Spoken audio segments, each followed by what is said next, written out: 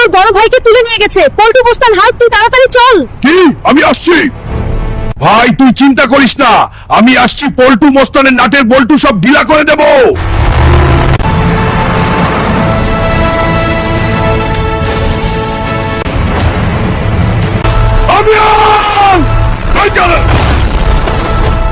হাল, তুই দেরি করে ফেলেছিস। এই পল্টু মস্তান আমার ভাইকে ছেড়ে দে।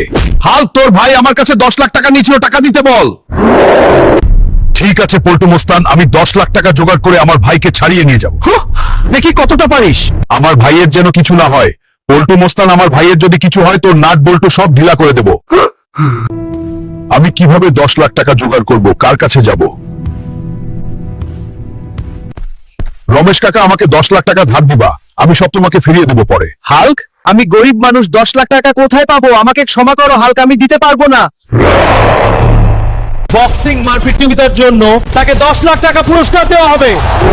হাল্ক, গ্রামে বক্সিং প্রতিযোগিতা হচ্ছে। বক্সিং? চলো, আমি নিয়ে যাচ্ছি। হাল্ক জিতলে 10 লাখ টাকা দেবে, তুমি জিততে পারলে তোমার ভাইকে ছাড়াতে পারবে।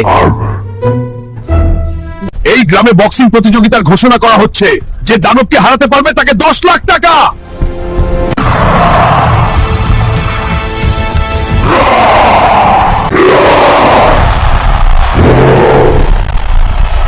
আমি এই দানবের সাথে লড়বো। হাল্ক জিতলে 10 লাখ টাকা পাবে।